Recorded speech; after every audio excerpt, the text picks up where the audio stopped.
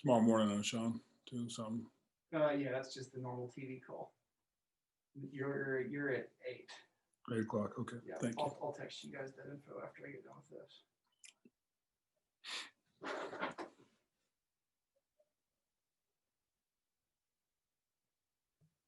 All right, we're going to give everybody just a couple more seconds to filter in. We just opened up the webinar. We've got Coach Kasey Dunn here from Oklahoma State with us. I just wanted to, before we get started, go over a few quick notes for any media on the call covering the Cheez-It Bowl this week. If you've not already registered for either on-site or remote credentials, we ask you to do so as soon as possible. Those links have been sent out through the SIDs, but if you need them again, please feel free to reach out.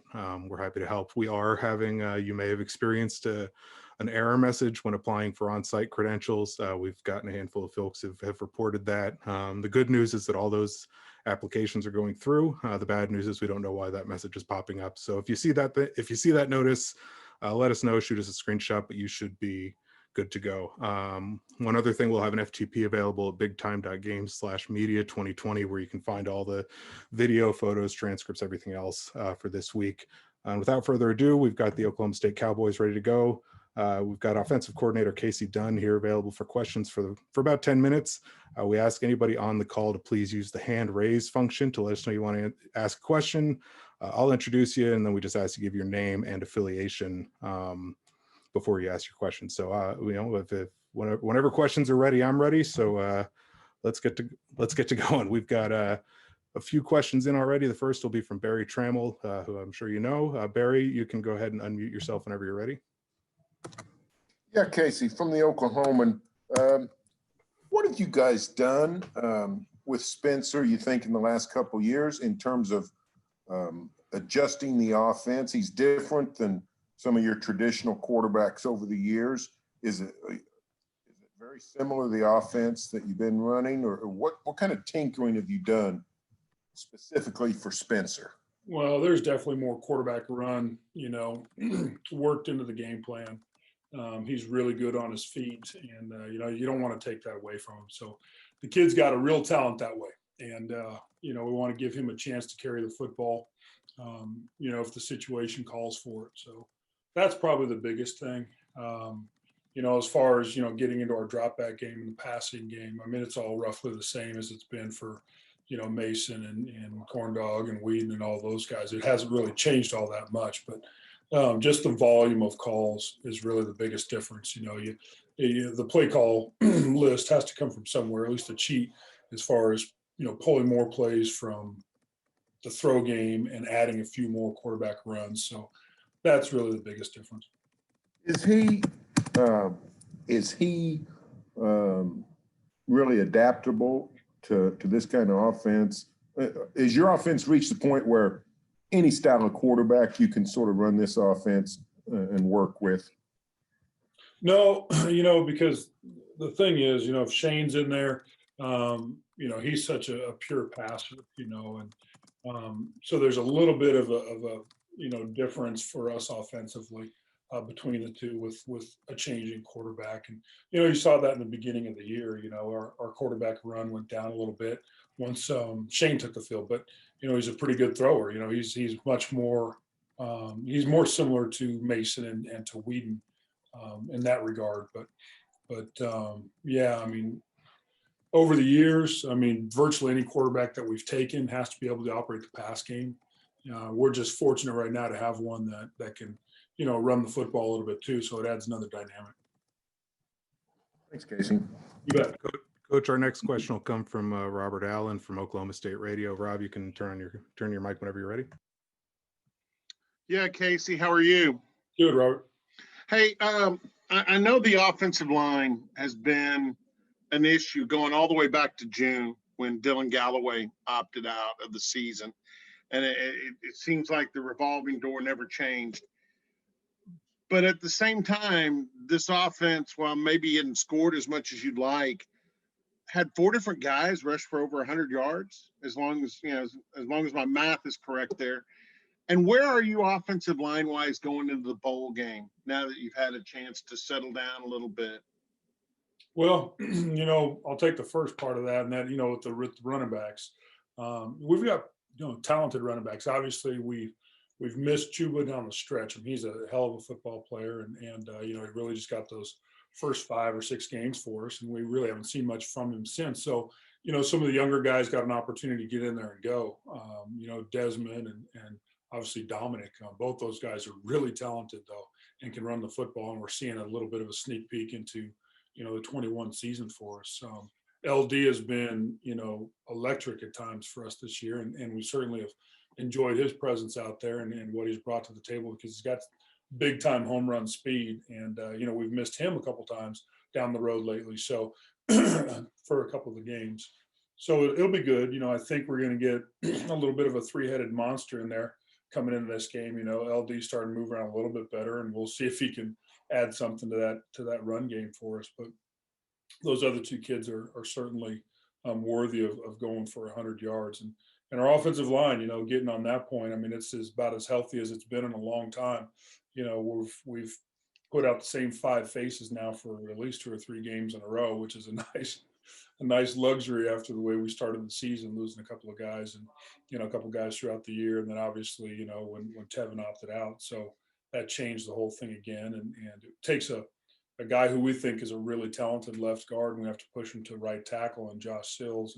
And again, that just, spins the offensive line. So, yeah, I think Charlie's done a fantastic job in trying to get those guys prepared each week.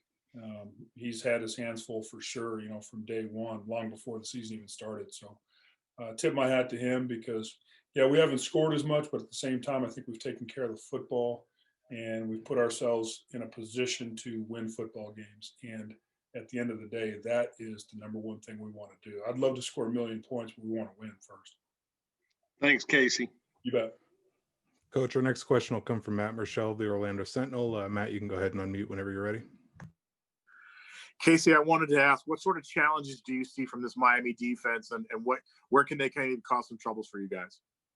Well, they're aggressive. They're very multiple, and they're aggressive. So, we've got to be on point as far as blitz pickup and things, and they do a good job of disguising it.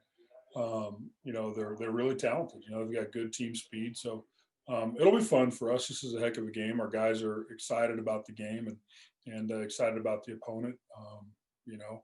It's a lot better than drawing a team that's 2-8. That's for damn sure. So we're excited about this and looking forward to kicking this thing off on Tuesday. Coach, our next question will come from Garen Emig, of the Tulsa World. Garen, you can go ahead and unmute when you're ready. You got it. Kasey, belated Merry Christmas to you. How are you?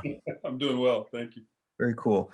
I was going to ask you about Mike for a second. Coach Gundy, you've been with him for a number of years, obviously. He last spring went through some things off the field that were well documented, and I think a lot of us wondered how that would affect his coaching style, and in particular how he'd manage his players moving forward.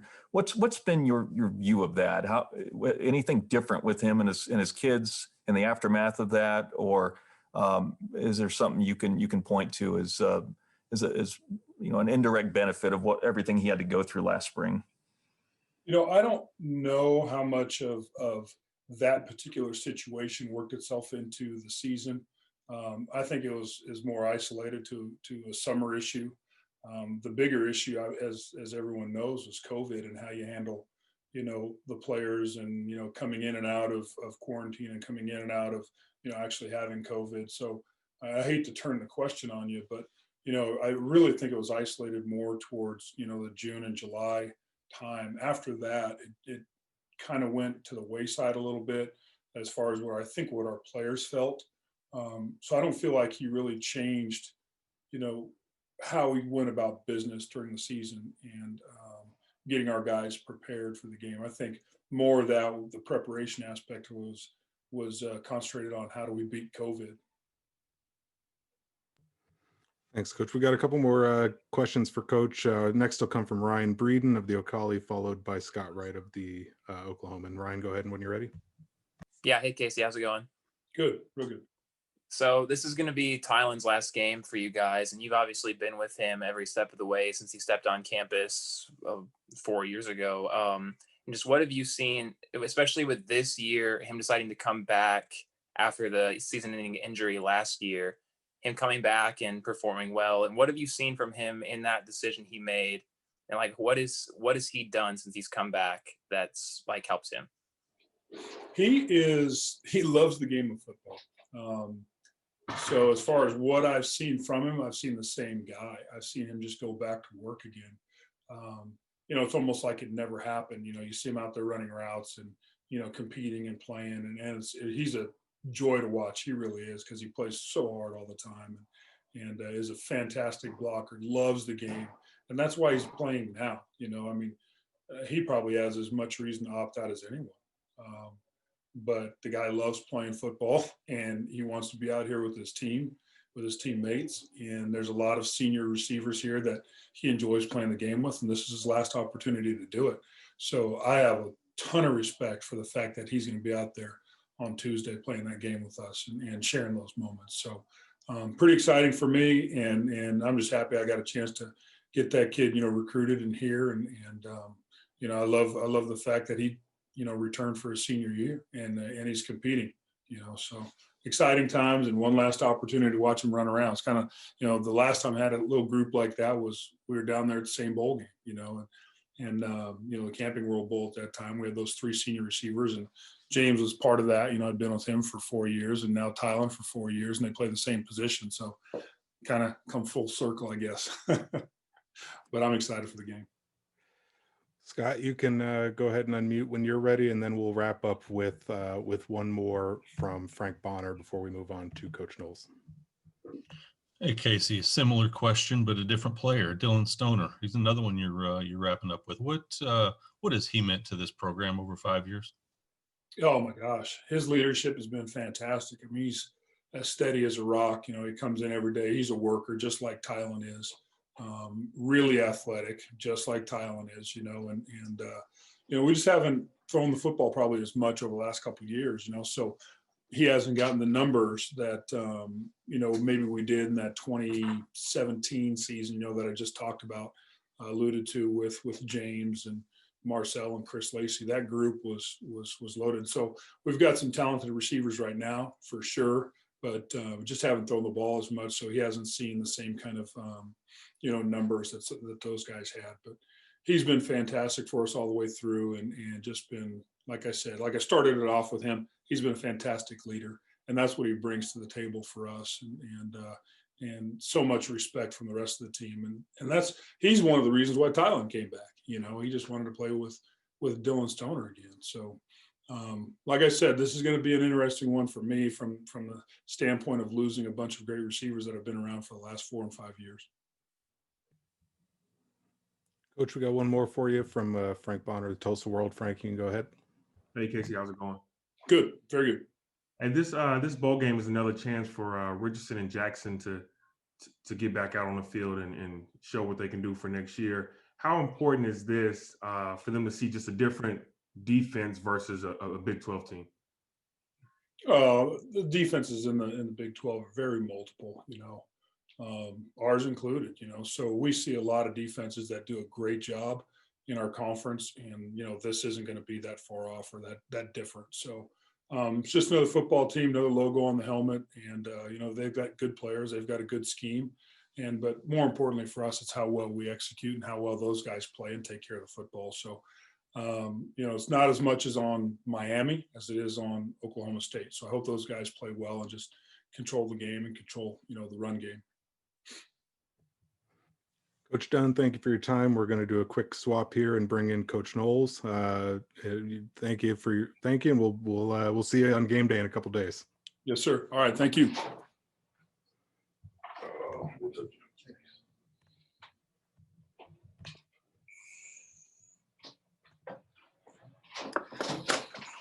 All right, we've got Oklahoma State defensive coordinator Jim Knowles settling in here. Again, the same procedure for asking questions. Use the raise hand function. We'll call on you and just give your name and an outlet before you ask your question. First question will be from Scott Wright. Scott, go ahead. Hey, Jim. I was wondering if you could address the challenges that De'Aaron King poses for your defense. Well, he's extremely mobile. I mean, as you know, he's a guy who can make plays with his arm, make all the throws. his arm talent is high, and he's just dangerous. I mean, I don't think there's anything he can't do. I mean, so he stresses the defense in all aspects, and he's really a complete quarterback when it comes to the modern day college football game. Coach, we've got another one coming up from Garen Emig from the Tulsa World. You can go ahead when you're ready. Good to see you again, Jim. How are you? Hi, Garen. How did this year, with all of the challenges and hardships you and your players encountered, how did this year change you as a coach, you think? I mean, it really helped me become more patient. You know, typically coaches aren't very patient people, and I know that's always been a challenge for me. And I think when things are out of your control, you know, you learn how to practice that patience in your life that we all could use. We've got no questions right now. If anybody wants to raise their hand, Frank Bonner is up. Frank, go ahead. Hey, Jim, looking at the regular season, how do you feel your defense held up, you know, throughout, you know, game one to the last game of the regular season this year? I thought overall we improved. You know, I definitely thought that the team and the fans could rely on our defense for, you know, not every game. We were not perfect, but many of the games we were reliable. You know, that we proved that we could win a game on defense on a number of occasions, and I think that's a big step forward for us. You know, we had a struggle with the explosive plays, you know, for a 2 or 3 game stretch, which was something we had made great improvements on. I thought we corrected that, did a great job in the last game. But overall, we took a step forward to establishing a defensive culture here that matches the culture of our offense and that Coach Gundy and Coach Dunn has established, and the culture of our weight room, which Coach Glass and all the strength coaches have established. We took a step forward to bringing the defense up to that level. Coach Knowles, we got one coming from Barry Trammell of the Oklahoman. Barry, go ahead whenever you're ready. Yeah, Jim, do you think when you talk about the improvement, the upgrading of the culture and the establishment of the culture and everything you guys have done, how much of that is increased talent and how much of that is culture and doing the right things and all that kind of stuff? And whatever the answer is, how is that project to next year? Does the same look good for the coming years? Yeah, I don't know what the talent was like before I got here, so I can't comment on that. I know that we played a bunch of young guys my first year, so I think it's a combination of experience and that they bought into what we were selling in terms of you know, making the decision on the field for the defense to be in charge of the flow of the game and, you know, to be able to take control of the game. And they studied. So, I mean, I think we got a good batch of guys who really were interested in learning football. And I do think that we have enough of them coming back next year where we'll be able to continue that, you know, and that's, you're never going to have them all, but we have enough, you know, very where it can carry over, right? Because it's got to be passed down from player to player. You know, that's what culture is. So I think we have enough of them to keep on and continue that next year. Coach, we've got another question from Garen Emig. Garen, go ahead. Yeah, Jim, just to follow up on your answer about things that you might see differently moving forward because of this year and the challenges, is the relationship between you and your kids or players any different?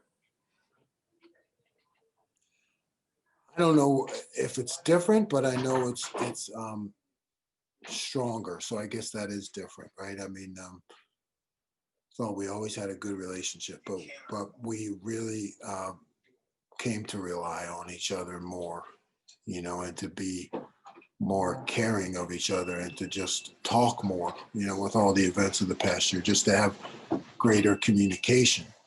And so through the adversity of 2020, I definitely think our bonds, player-coach bonds got stronger. Do you have any final questions for Coach Knowles? Use the raise hand function. Coach, I wanted to ask you about your third down defense. You're ranked among top of the Big 12, one of the best teams nationally in that category. Is there something that you've seen or you've been preaching with your guys that you think have sort of attributed to that success this year on third down?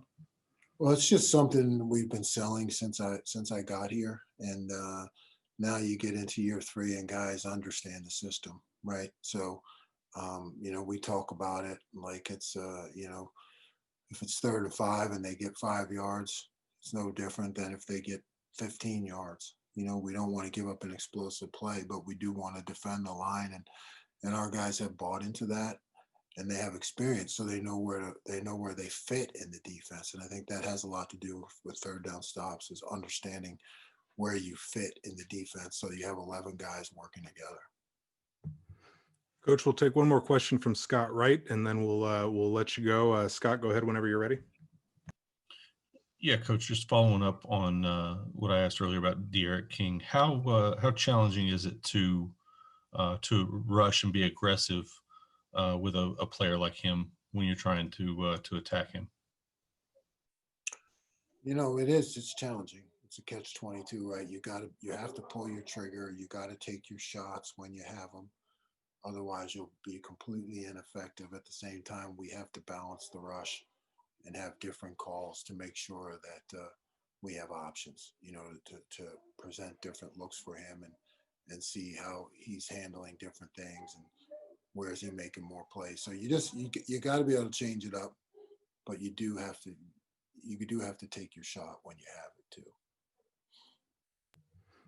Coach Knowles, thank you for your time. We're going to let you get out of here, and we'll bring in wide receiver Tylan Wallace for a few minutes here momentarily.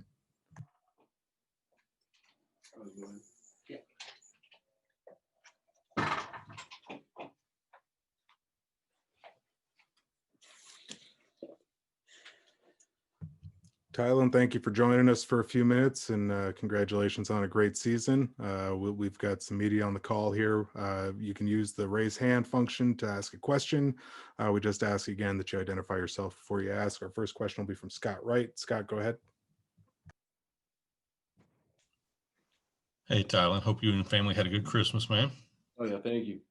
I wanted to ask you about Dylan Stoner and what he has meant to you and to this program over your 4 years. I think it's rare when you come across guys like Stoner. I mean, he's one of the hardest working guys on the team, one of the most humble guys on the team. He goes out there and he gives everything he's got, no matter what, whether he's getting the ball or not. It's just really rare to find guys like that on a football team. And I mean, to even not just me, but the whole program. I mean, he means a lot, especially for how long he's been here. It's just like it just shows the kind of person he is, the dedication he has for the game, and the love he has for the teammates. That's just a little bit to sum up of what I think me and rest of the guys on the team think about him. Tylan, our next question will be from Ryan Breeden of the Ocali. Brian, go ahead whenever you're ready. Hey, Tylan, how's it going? Hey, good. So this is about to be your last game as a Cowboy, and you obviously earlier this year made the decision to come back and play one more year after your injury last season. What do you think you've done to help yourself this year, and why? And can you talk a little bit about why you decided to do that, and what you kind of got out of this last year? For me, I think that was a key thing that everybody was wondering, like, if I was gonna be able to be the same guy I was, or be able to bounce back from an ACL injury. So that definitely took part of the decision to come back. But also, I knew what the kind of team we had, and I knew what we were capable of. So I think that was another big key part that I want to be a part of, and I wanted to make sure that I felt like I was doing the right thing. And I was very happy, very grateful to make that decision, and I'm happy that I made that decision. Came out here, I feel like I've kind of proven that the ACL injury hasn't really affected me too much, and I think it was just I just felt right. I'm really happy that I did that and I was able to go out the right way with my team. Tylan, we've got a few more questions lined up for you. The next one's coming from Garen Emig. Garen, go ahead whenever you're ready. Sure. Tylan, as always, thank you so much for your time. Appreciate it. You've elected to play on and finish the season in the bowl. A couple of teammates have opted out and have moved on to get ready for the draft. Do you understand the other side of that decision? Do you see why teammates would make the opposite choice? Oh, definitely, for sure. I mean, guys make their own personal decisions. That I think that's them. It's their life. It's however they want to live it. So if they want to opt out, then I think that's great for them. Everybody has different situations. So, I think I see it easily from either way or the other. So I definitely praise guys that, if they opt out, they want to do their thing. They have their own reasons for doing so. And also guys that stay and finish out the season. I mean, I think either way it goes, praise to either way. Tylan, we've got a few more. Up next is Barry Trammell, followed by Matt Marshall. Barry, go ahead whenever you're ready. Yeah, Tylan, you've caught passes from quarterbacks going all the way back to Mason Rudolph. Spencer's a different kind of quarterback than the traditional OSU quarterback, a lot more mobile, able to run around. Does this offense work just as well with that kind of quarterback? And if so, why? Oh, for sure, definitely. I think, anytime you have a quarterback like Spencer, like a dual threat quarterback, that just really creates more problems for defense, honestly. You get guys that can do both, sit in the pocket and throw it, and then you also got to watch out for him when he runs the ball. I mean, I think that just adds bonuses for it, honestly. But yeah, I mean, I guess that's really the why. That's just more for a defense to worry about, and I think that's really it, really. Next question is going to be from Matt Marshall, the Orlando Sentinel. Matt, go ahead whenever you're ready. Tylan, I wanted to ask, I'm sure you've looked at film. What do you see from Miami's defense? What stands out to you about them? From watching them, they play a lot of cover one, basically somewhat man. I think that's a thing that really stood out to us, and I think that's gonna be a really good matchup for us, our wideouts versus their DB. So I think it's gonna be a real fun game, really exciting. Hopefully, a lot of deep balls. A couple more questions for you. Our next one will be from Frank Bonner, followed by Dylan Buckingham. Frank, go ahead whenever you're ready. Hey, Tylan, I know this receiving room is, going to take a hit with losing you and Dylan, but what are your thoughts on the talent that will be left for next year and then the receivers that are coming in from this last recruiting class? What do you see the potential for that group? Oh, I mean, I think they have the potential to do great things. I mean, you see, just like how with the whole running back situation, you see how Chuba was gone, and then you've seen other guys that a lot of people may have not heard of step up and go off in games. So, they get their opportunity and they show everybody what they can do. So I think it's going to be the same situation. You're going to have freshmen coming in, guys that may have not played too much. They're going to get in and they're going to show everybody what they can do. So just everybody waiting their turn and proving everybody their capabilities. Tylan, we're going to do 3 more questions, one from Dylan Buckingham, then Marshall Levinson, then Barry Trammell again, if you can. Dylan, go ahead whenever you're ready. Sure. This is actually Nate Fakin under Dylan's deal from K4. But you talked about opting out seems to become a more and more common thing. Why did you decide to play? I know you kind of got banged up in that TCU game, but what went into you deciding to play in this bowl game? To me, I don't know. For me, it's a kind of just a personal thing. I think to me, playing in the bowl game for me is the right way to go out. I feel like I've put a lot into the program, and it means a lot to me, and I know it means a lot to the guys. So I wanted to go ahead and finish out the right way in my eyes, to finish out the bowl game with them and spend the last, however, the last game, last few moments and everything with them. Tyler, our next one will be from Marshall Levinson at Pokes Report. Marshall, go ahead whenever you're ready.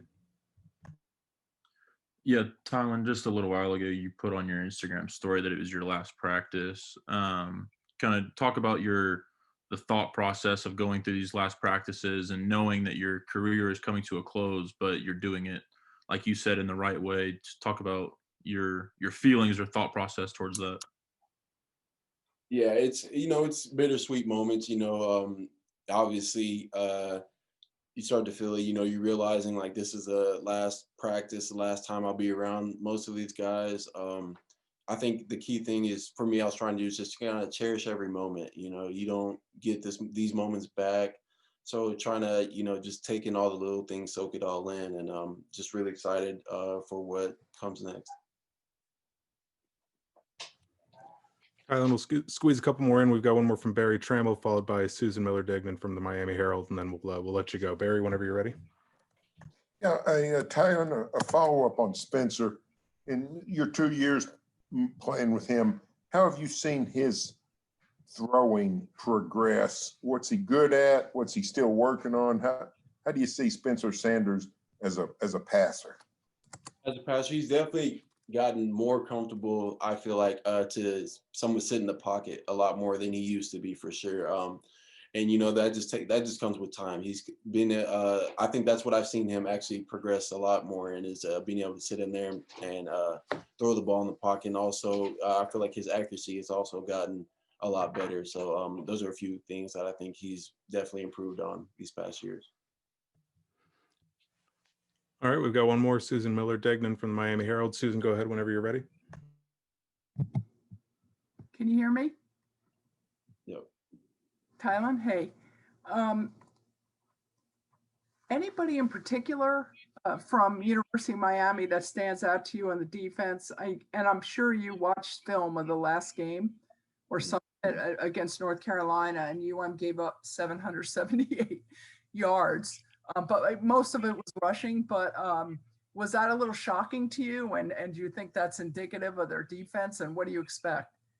Oh, for sure. I mean, you see stuff like that. I mean, you can go based off the last game, but I think I try to look at mostly the season as a whole. And I think throughout their whole season, they played really good, and they did a pretty good job the whole year. So kind of looking at the last game, it can be deceiving. So you don't want to go into a game thinking like, oh, they allowed this many yards in this game. We're just kind of, think they're not as good as they really are. I think you have to be aware of the, the things they've done in the past, for sure. And just go in there and don't take them lightly.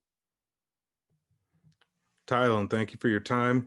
We appreciate it, and we're going to let you go and get your teammate Tyler Lacy in for a few questions. Thank you, and good luck on Tuesday. Thank you.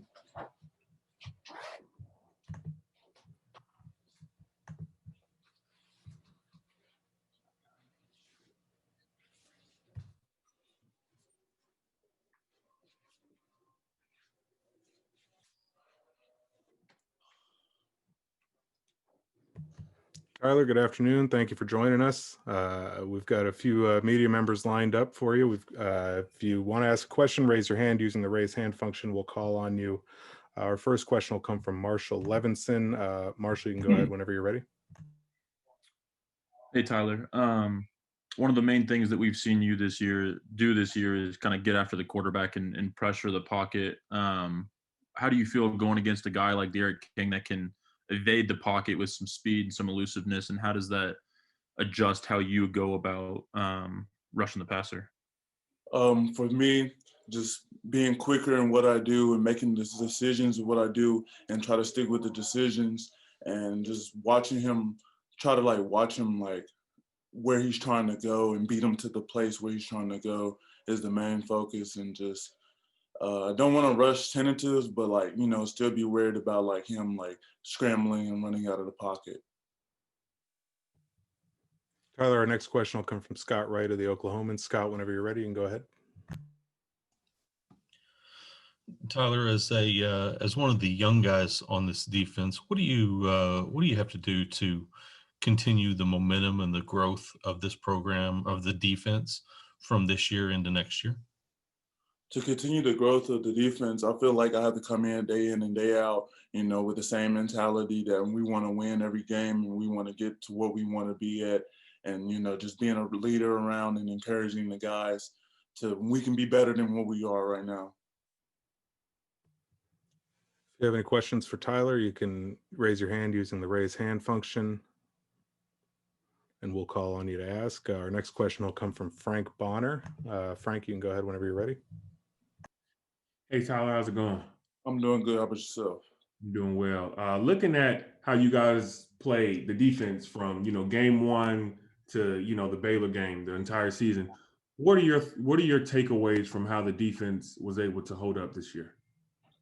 I feel like our defense did good. I mean, some games we could have, you know, done better, but for the majority of the part, I feel like we done good. I mean, everybody has been stepping up. I mean, somebody gets hurt, somebody's coming in right away and ready to play and show what their abilities are. And us just trusting the defense and trusting Coach Knowles, I feel like we're pretty set for a good, you know, good year this year and next year. Tyler, we've got another question from Scott Wright of the Oklahoman. Scott, whenever you're ready. Yeah, you guys on the defensive line, you're a little bit thinner than you were at the beginning of the year. Any young guys you think might get in the action, help you guys out in the rotation this week? Some young guys that come in and change the game, impact the game. I think Sim Weller will come in and impact the game in some ways. And, you know, Brendan Evers coming in. And, yeah. I mean, you know, and Calvin switching the defensive end, I feel like it's a very strong impact that we have, and he's a very good weapon we have on the D-line. We've got a few more questions or a few more minutes with Tyler. If you have any questions, you can raise your hand using the raise hand function. And if not, maybe we'll get you out of here a few minutes early. Oh, we got one. It's Marshall Levinson. Go ahead. You can ask whenever you're ready. Tyler, obviously, Trace Ford went down in that pretty recently, but how is the defense kind of adjusted, especially on the D line, when you're facing a quarterback like this, to kind of make up for some of that production that you lose from Trace Ford? I mean, I feel like we did lose the productions with Trace Ford, but I also think we can manage it well with Calvin and, you know, Brock coming in. I feel like they do a good job, and they can come in and impact the game in a certain way. And then Calvin's coming out here, getting off the bench and like getting sacks every game. So that's been a really good game. Good game plan for us. If you have any questions for Tyler, you can go ahead and raise your hand using the raise hand function. Tyler, I wanted to ask you, earlier this season, I saw in a story you had said your biggest growth over the course of this season has been trusting the defense more. What do you mean by that? Can you expand a little bit on what you mean and how you've learned to trust your defense more? What I mean by trusting the defense more is just, you know, trusting the guys beside you that they're going to do their job, and you just have to buy in and do your job. And trusting Coach Knowles that he's try to put us in the best position we can to go out there and execute the play. Got another question in from Matt Marshall of the Orlando Sentinel. Matt, you can go ahead when you're ready. Tyler, I wanted to ask, does D'Eriq King remind you of anyone you guys have faced before? D'Eriq King reminds me of, let's see.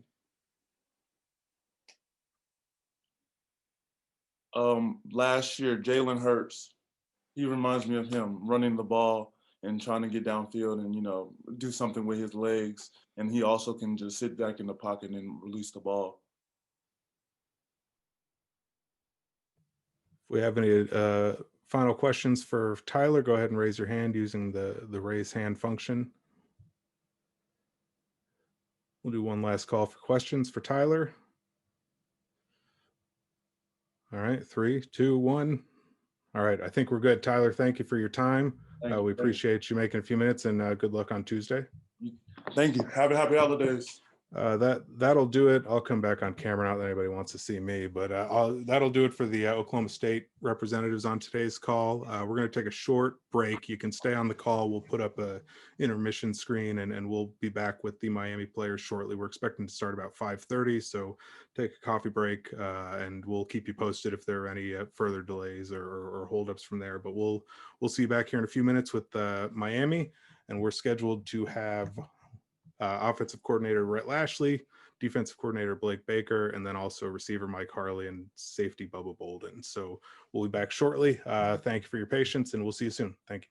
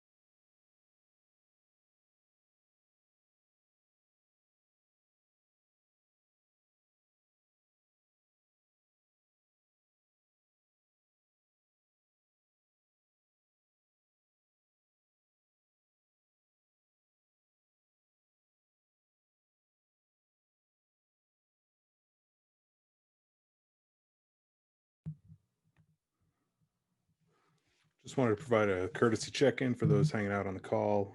We are expecting to have Miami players and coaches here shortly, a few minutes after 5:30, hopefully. So we'll hang tight. We'll be back in a few, and we'll get this underway. Thank you.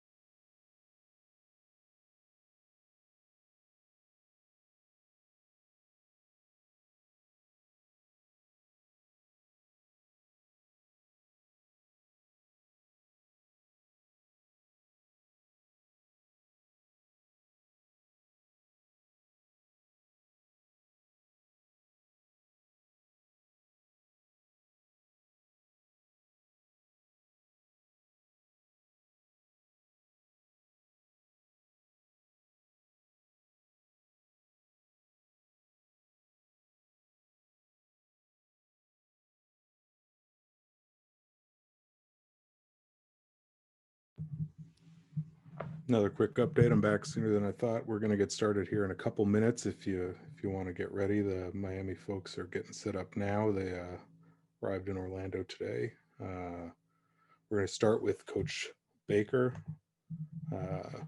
Blake Baker, followed by Bubba Bolden, just for your planning purposes.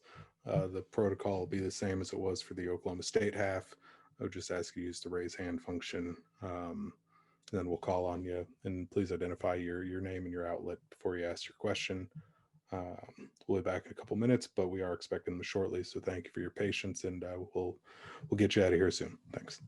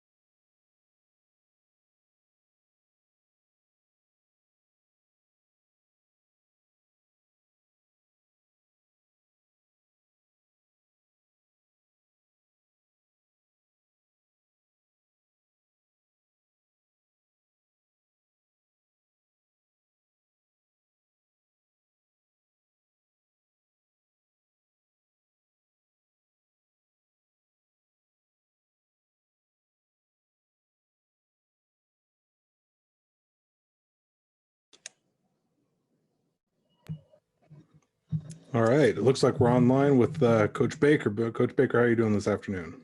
I'm doing well. How are you? Oop, you're muted, or I can't hear you. Did you have a? Cam?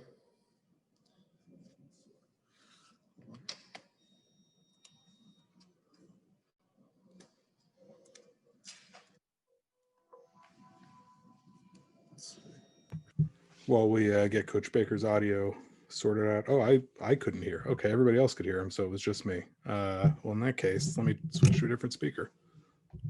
You there? I don't know why my headphones stopped working all of a sudden. There we go. Now I can hear Coach Baker. Sorry about that, everybody. We are ready to go now. If you have a question for Miami defensive coordinator Blake Baker, please go ahead and raise your hand using the raise hand function, and then we can go ahead and get started. We got a first question from David Furones of the Sun Sentinel. David, go ahead. Hi, Coach Baker. How are you? I'm good. How are you, David? Good, good.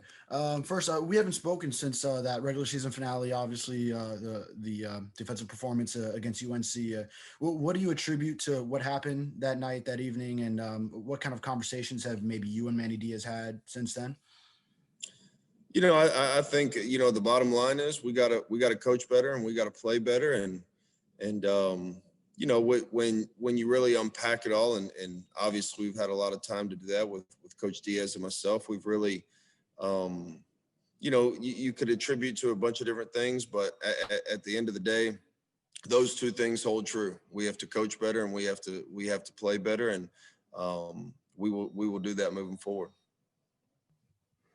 Coach, our next question is going to come from Robert Allen of Oklahoma State Radio. Rob, whenever you're ready, you can go ahead and unmute.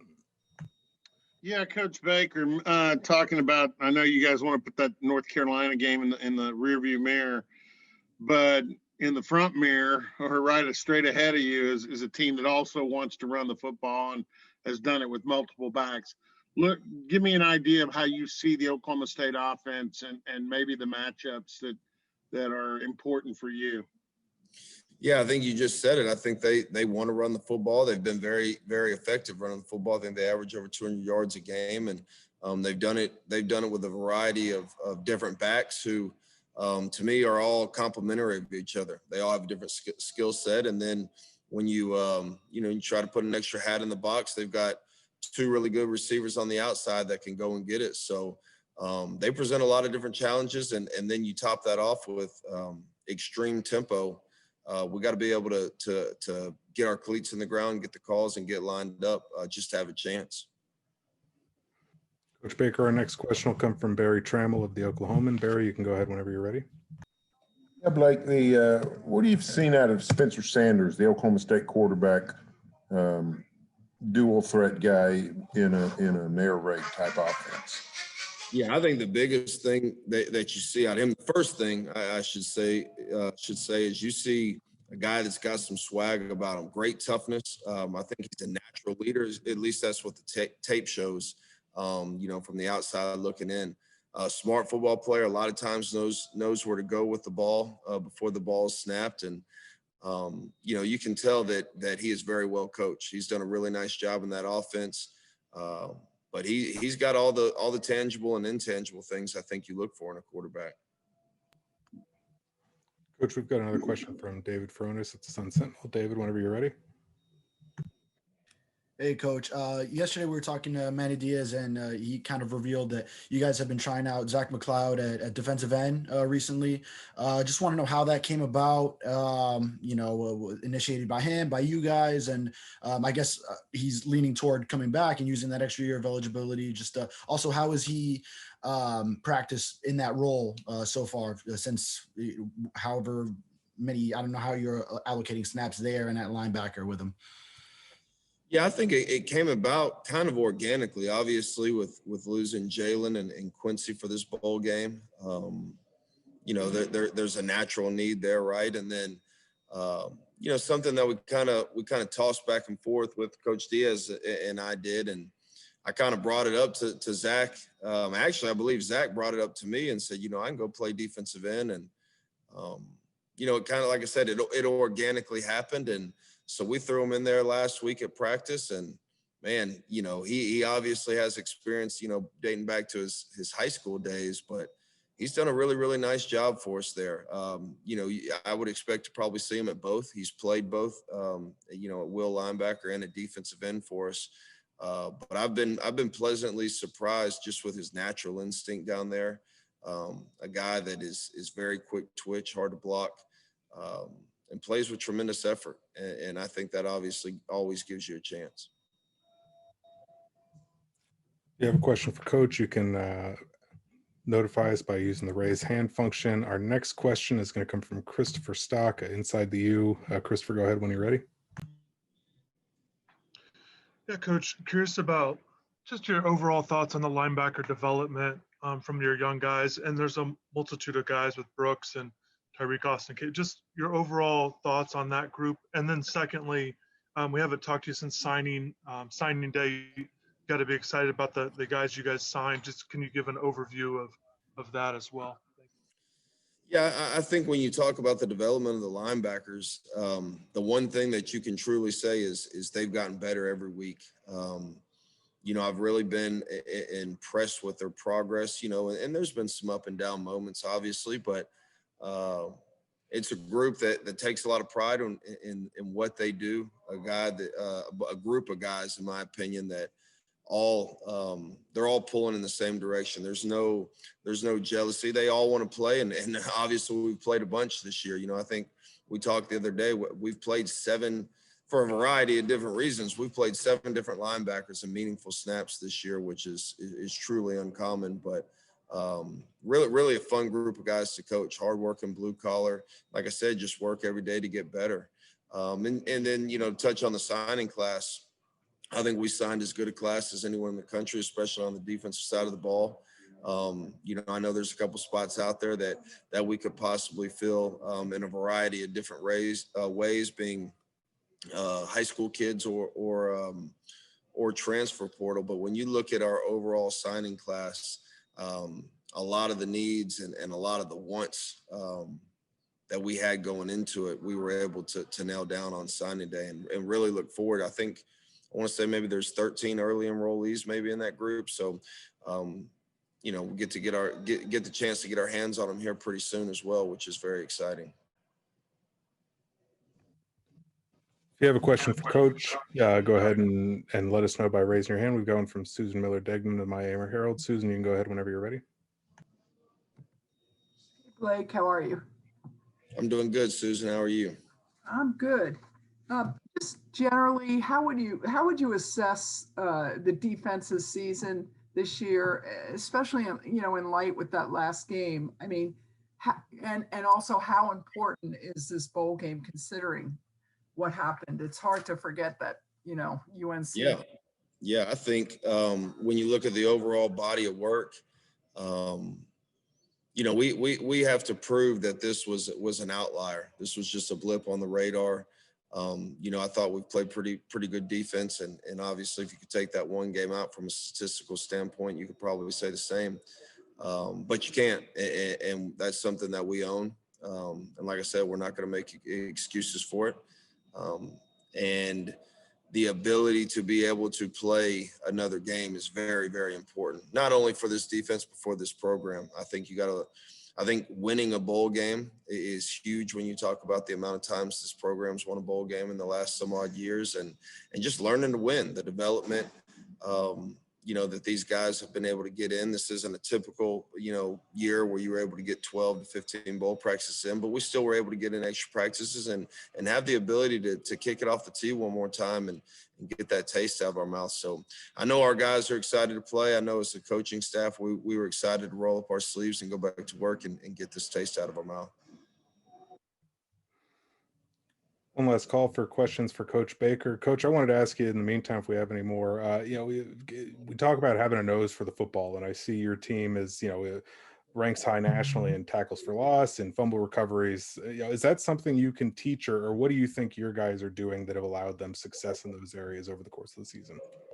I think a lot, in my opinion, the scheme allows for it. When you look back historically, within this scheme, one of our goals is to always end up finishing in the top 5 for tackles for loss, and usually it correlates now with third down percentage with turnovers. Turnovers to me, obviously you harp on it, you drill it. Sometimes when it rains it pours and they come in bunches, and then sometimes you can go on a little bit of a drought. Sometimes the game dictates that. So I think turnovers are probably more of a misnomer sometimes, but I definitely think tackles for loss and sacks and those type of numbers are you can definitely coach.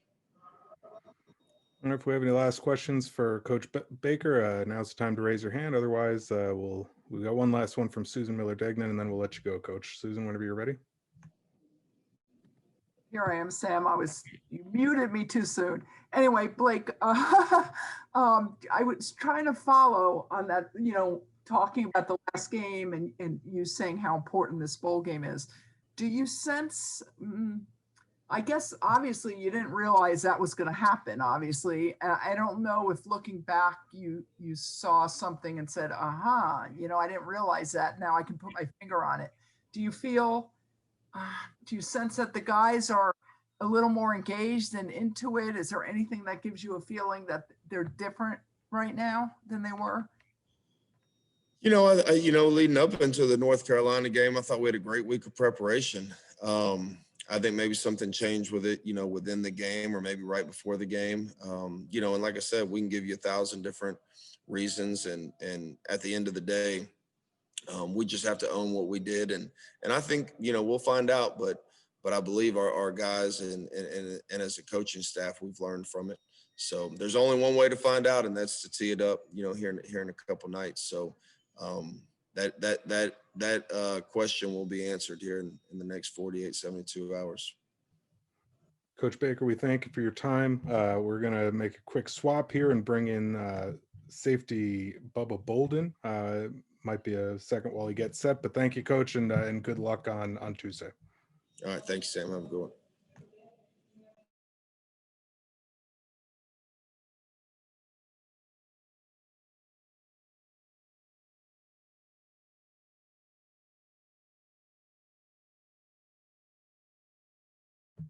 As a reminder, while the team gets set up, if you haven't already submitted a credential application for the game, either on site or remotely, please do it as soon as you can, especially if you're planning to be here in Orlando for the game. You should have those links to sign up, but if you don't, let us know and we'll get what we need out to you. Another thing to note, we'll send more details out in a digest later tonight, but we'll have parking for any on-site attendees at the game will be distributed on by request. Boy, my camera's doing something weird right there.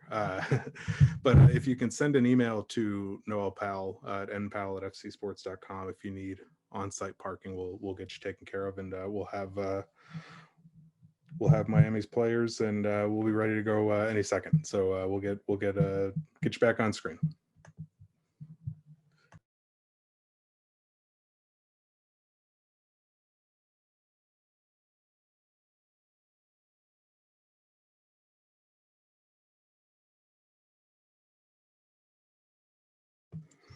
All right, we've got Bubba Bolden with us. Bubba, we're going to have a few questions from media, about 10 minutes. If you can raise your hand using the raise hand function, we'll bring you up to ask. First question will be from David Furonis of the Sun Sentinel. David, whenever you're ready, go ahead. Hey, Bubba, how you doing? Good, how you doing? Good. Well, first I was wondering just how you view your season overall. Regular season, of course, still got one game left, but obviously some significant highlights that you've had this year, and then obviously maybe there were some missteps in the secondary that we've seen on film and whatnot. Just how you kind of assess the whole thing. Overall, I think the season was good. I feel like we definitely got better over time. This was a very weird year for us. So just to be able to be out here and be in this position is, very great. We're all grateful for it. So I think overall the season's been good. And, I'm looking forward to this game. If I could follow up on that, how was the defense kind of taking this week of practice after obviously the last game was that regular season finale where the defensive performance was not what you guys wanted against UNC? I mean, we took it into accountability right after the game. We got right back on it, and I think this past week of practice has been actually very good. We've been locked in, and everyone is really taking this very seriously. So. If you have a question for Bubba, you can go ahead and use the raise hand function to let us know. We'll call you up when you're ready. This might be a short session because we don't have many questions coming in. There's one from Barry Jackson. Barry, go ahead whenever you're ready. Hi, just wondered if you'd made a final decision, Bubba, about whether you're returning next season or possibly turning pro. No, I haven't made a decision yet. I'll probably talk over with my family after this next game, but right now I'm just focused on this game. Thank you. Next question will be from Christopher Stock. Chris, you can unmute when you're ready. Just curious if you could give an evaluation of the young safeties, just how they developed throughout the year, Jalen and Keyshawn and even Avante getting in there. Just overall, your thoughts on maybe the progression you saw with those guys over the year. And I think they progressed a lot, especially missing out on a spring, which is really like that time for them to really lock in and learn.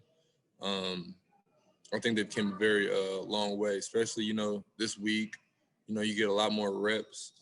So I think they came a long way, and, next season they should, elevate their game to the next level. Oh, our next question will come from Robert Allen of Oklahoma State Radio. Rob, whenever you're ready. Yeah, but talk a little bit about what you see in this Oklahoma State offense. And I talked to your defensive coordinator. Obviously, a team that wants to run the football. And for that means you probably may spend extra time in the box, coming up, playing close to the line of scrimmage. Was that the whole question? Yeah, that's the whole question. All right. I mean, they got some great players on their offense. I've actually played with Tylan Wallace, the receiver, at the Nike Opening when we were in high school. So they got some good players, and we done schemed some things up for them. So it's a 4-quarter game at all times. So you got to come with our A game. Bubba, we've got a question from Susan Miller-Degnan at the Miami Herald. Susan, you can go ahead whenever you're ready. Hey, Bubba. Your impression of how important, just overall, how important this bowl game is, especially considering it's hard to forget that last game. Just, what does it mean to win a bowl game, do you think? And and I did have a follow also. All right. I mean, that's the biggest goal. I couldn't tell you the last time, Miami's won a bowl game. So this is we take this very personal. And, after the last game's performance, that was not the Miami way. That was not how we play football, especially on the defensive side. So we're coming to end this game with a lot of fire, honestly. I'll tell you that right now. And we're going to come out hot, and that's what's going to happen. So. And then the other thing is, after looking at the film and thinking about it, and I know Manny Diaz said you guys talked a lot about it, the last game stuff. What happened to you guys? Because it was more than physical. We know how good the defense can be. It just looked like nobody was playing really. What happened, do you think? I mean, it was a team. It was a full team, loss. You can't point one finger at one body. So we got to take that one to the chin, and keep pushing. That's in the past. Can't really go back and do anything about it. So we're all focused on this game coming up, and we're excited about this opportunity. Next question will be from David Lake from Inside the U. David, go ahead. Yeah, Bubba, I was wondering what your reaction was to the D'Eriq King news yesterday that he's coming back. Were you surprised by that? Did you see it coming? And what was kind of the reaction in the locker room to that news? I mean, everybody is definitely, excited about that. He kept his, his information on the low. So like, it was kind of surprising to see, but he wants to be great. He wants to win. He wants to, come here and break records and do great things. So I'm excited for him. I'm excited for this program, and I think they're taking that step forward. Oh, we've got time for a couple more. Our next one will come from David Furones of the Sun Sentinel. David, whenever you're ready, you can go ahead. Hey, Bubba. We heard that Zach McLeod has been practicing a little bit at defensive end, obviously since Jalen Phillips and Quincy Roche opted out of the bowl game. Your reaction to just watching him work there, what you think you see from him, and is this a move that you feel that could benefit him? I know he's still going to play some linebacker, but how do you think that could play out for him? Zach is he's an athlete. He can play wherever and adapt to his new surroundings. So him moving to that position, adds extra depth there. More a veteran type player. So I think he could do great things and moving forward. If he sticks to that, I could see him being our starter, honestly. So, Are there any more questions for Bubba? You can go ahead and raise your hand using the raise hand function. Do one last call for questions before we let Bubba go. Last call, anybody? All right, Bubba, thank you for your time. We appreciate you spending a few minutes with us. We'll reset again and we'll get Coach Lashlee up here. Thank you again and good luck on Tuesday. Appreciate it.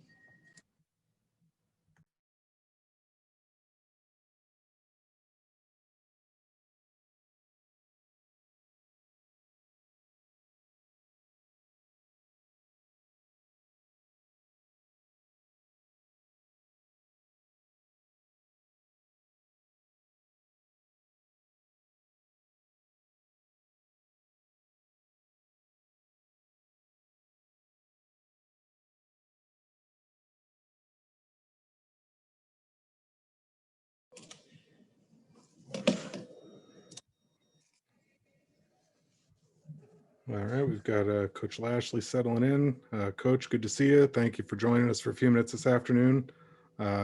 Again, for anyone on the call who hasn't been here the whole time, the procedure is to raise your hand using the raise hand function.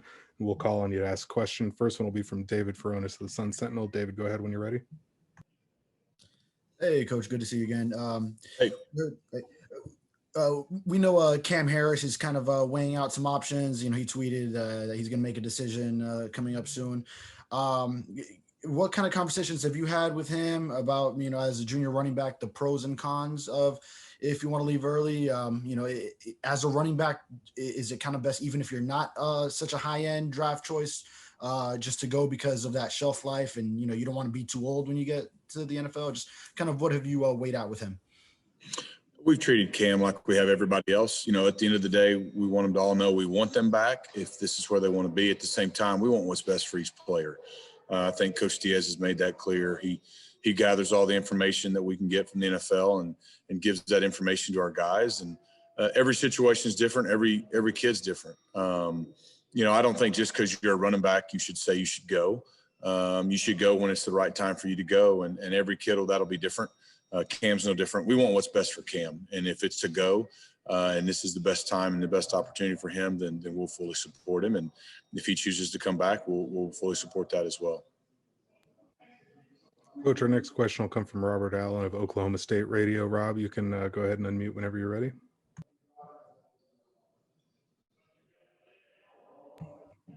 Yeah, Coach, when you look at the Oklahoma State defense, and obviously they're going to have a few cogs missing, Rodarius Williams specifically at corner, but you anticipate seeing what you've seen from them all season, a lot of man coverage and the way they played most of the season, or do you expect them to change that up with you? It's a great question. I mean, absolutely. You don't become a really good defense like they've been this year and then just all of a sudden change who you are. They're just like us. They've got some guys they've had all year that won't be playing. it's just kind of the nature of 2020. You know, you get to bowl games and certain guys have opportunities and they choose to opt out, or maybe certain guys get injured. And, you know, both, I know the Oklahoma State staff and our staff, we're going to coach the guys we have the best we can. You don't play 10 games and hold 5 teams under 20 points and be top 10 in the country, you know, in negative plays and sacks and number 3 and third down defense, which is a staggering number of 26%.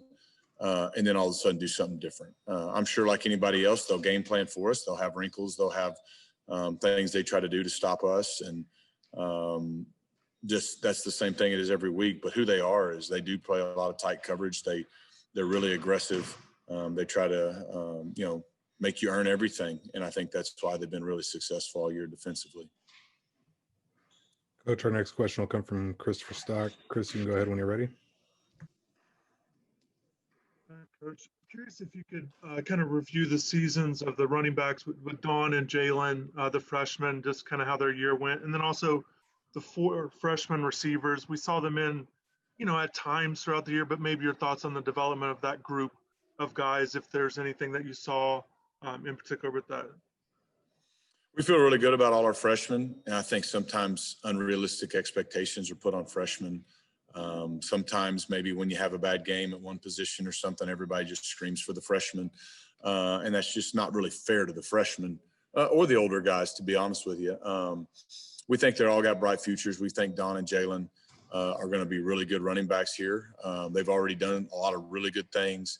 You know, I think for Jalen, there was some up and down moments, and obviously the injury late in the year kind of slowed him down. I think Don, same thing, had a couple minor injuries throughout the year, had some personal things go on, nothing bad, just things that make it hard for any freshman, much less in the environment this year's been played.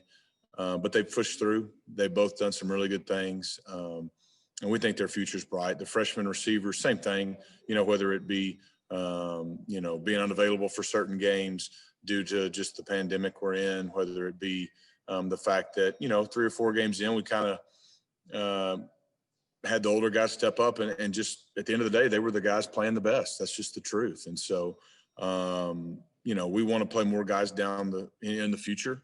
I think we'll be able to. We'll be able to grow and develop our depth the longer we're here.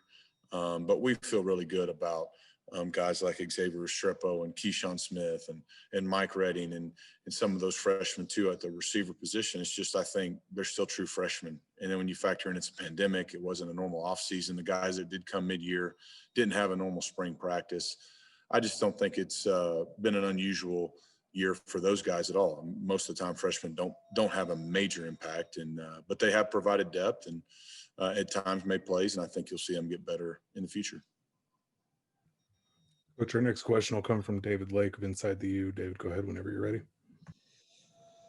Yeah, Coach, just want to ask you an open-ended question about Mike Harley and just what's impressed you most about him this season. You know, I think the thing for Mike, I just think Mike's really just, it's weird to say grown up for an older guy, but just really grown up and matured. And not only from when we first got here in the spring, but even just from game 1 till now, he's really taken on the leadership role in that room. And I don't mean by catches. I mean by being the leader and holding guys accountable and being that vocal guy that keeps those younger guys we just were talking about kind of in line when maybe sometimes you hit that freshman wall or you can lose focus, and really holds himself to a high standard, holds the older guys like D and Pope and those guys to a high standard too, and has just really helped Coach Likens in that process of creating a culture of accountability in that room. We're not where we want to be there or anywhere on offense, to be honest with you, but when you look at where our receivers were game 1 to where they've come at the end of the year, I think Mike and just how he's grown and developed in his leadership, both by example, but both vocally, and keeping guys accountable and trying to hold them to a higher standard than maybe they've tried to hold themselves to before. I think that's probably the biggest thing that I've seen Mike take a big step. And I think because of that, I don't think there's any shock that there's a correlation to the second half of the season. He's really elevated his level of play. Coach, our next question will be from Barry Jackson in Miami Herald. Barry, go ahead when you're ready. Hi, Rhett. Sorry to look past Tuesday, but we just don't know when we're going to be able to talk to you again. I'm curious how you felt about the future at offensive tackle, not only Zion's improvement, but obviously having Isaiah Walker and Jalen Rivers and Michael McLaughlin and the other players you have. Do you feel like you're going to be really good at tackle moving forward? And can those three kids I mentioned, Walker, Rivers, McLaughlin, all play left or right, or do you prefer each of those at one of the two spots, left or right? Man, great question. I definitely think we'll improve our depth. Having a lot of the guys currently on the roster back next year's big, but also having guys like McLaughlin and Walker and some other young guys come in, I think is big. You would always like to play guys, if you can, at right and left, not because some guys are better on one side or the other, but if you could pick, it doesn't matter, one side for Walker, one side for McLaughlin, et cetera, just to let them rep over and over again.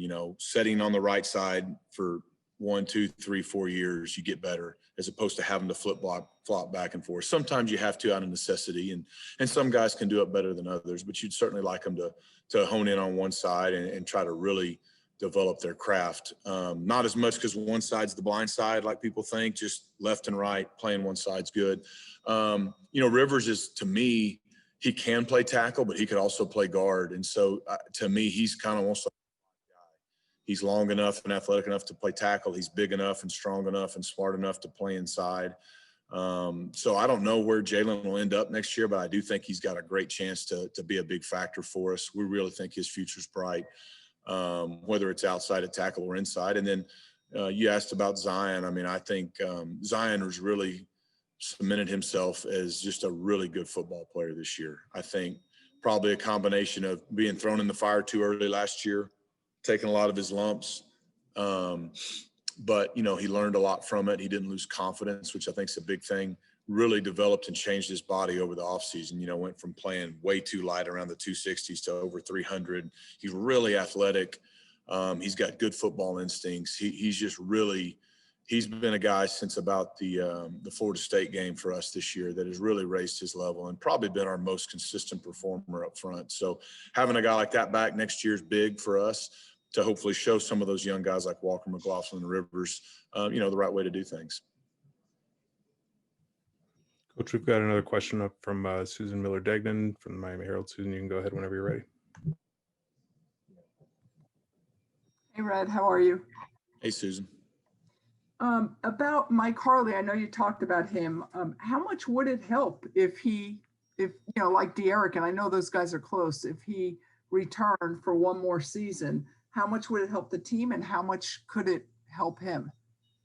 I think it could help a lot.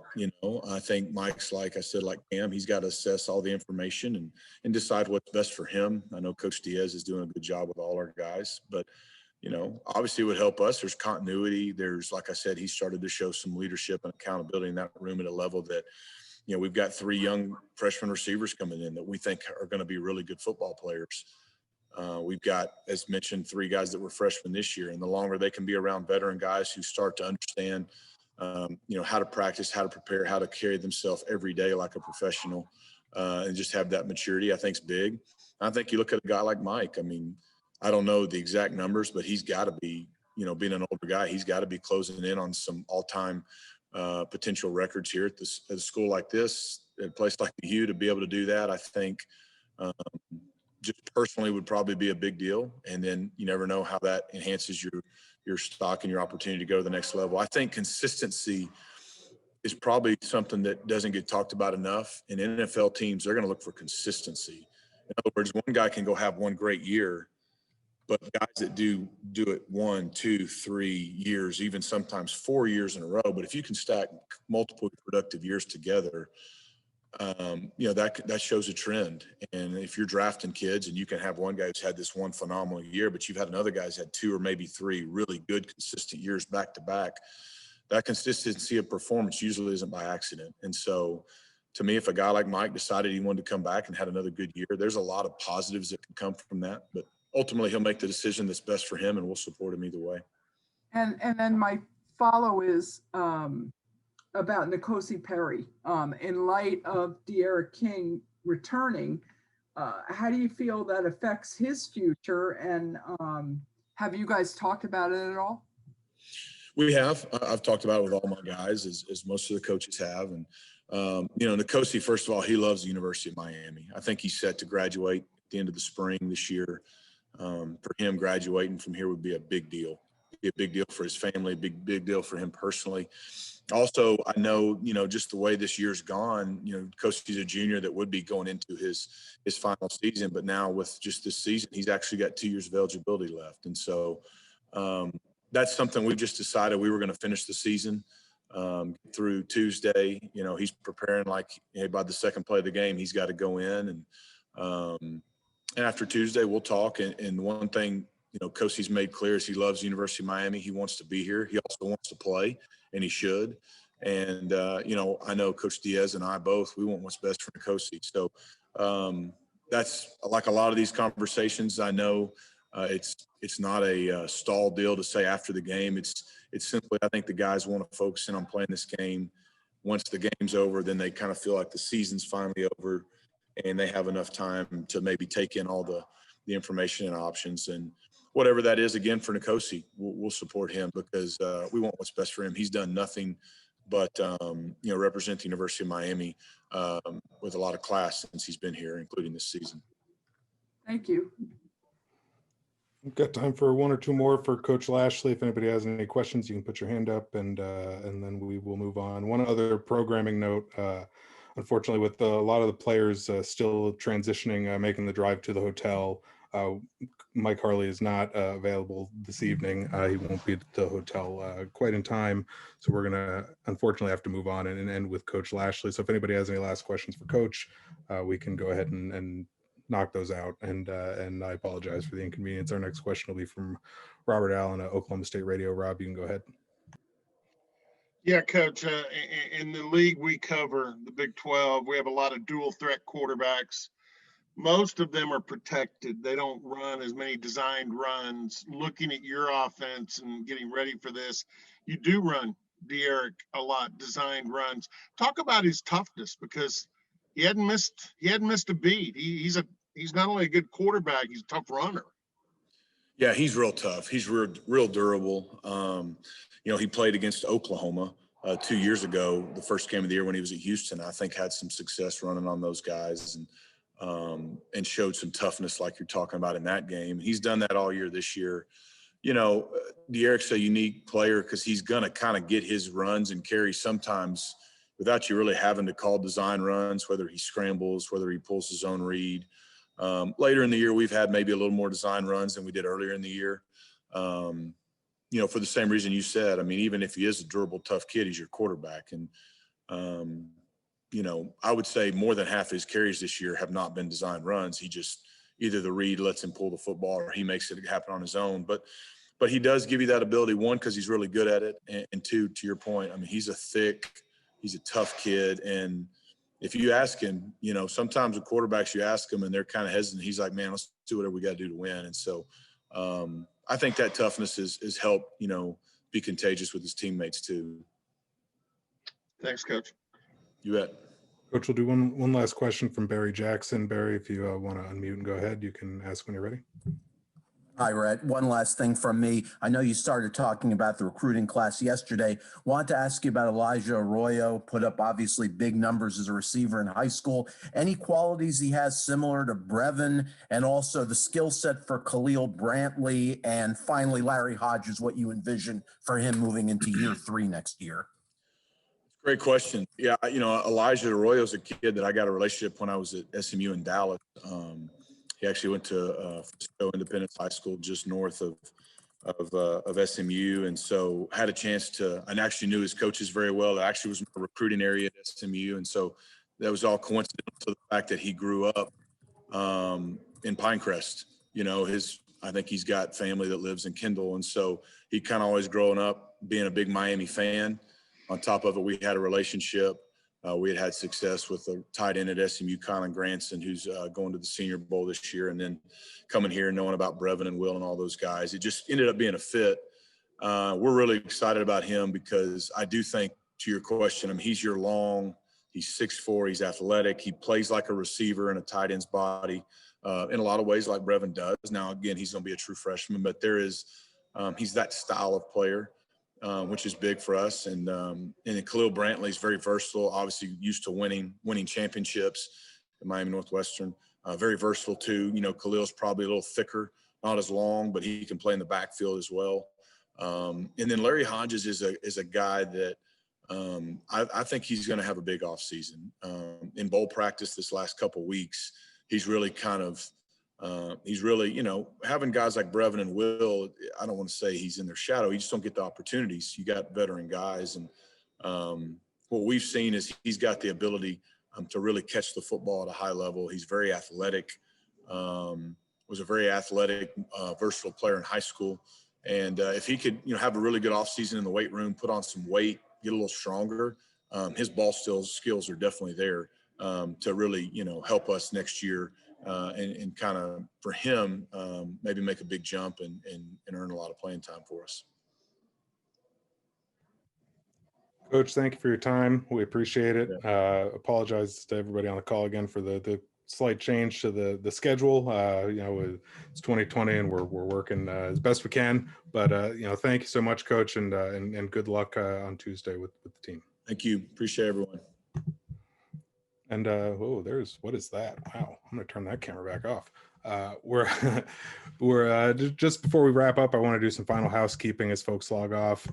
You know, if you, like I said earlier, if you haven't already registered for on-site credentials or remote credentials, you can reach out to us and we'll get you the links to do that. Our media FTP is set up at bigtime.game/media2020. There you'll be able to access audio, video, transcripts, so on and so forth. Any parking requests for on-site needs will need to be directed to Noel Powell at npowell@fcsports.com. We'll also send that information out later.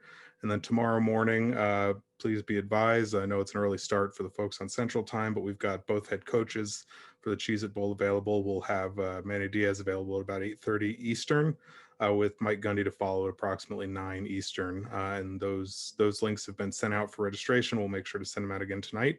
And appreciate everybody's time, and we'll see you again in the morning. Thank you. And if you have any questions, let us know.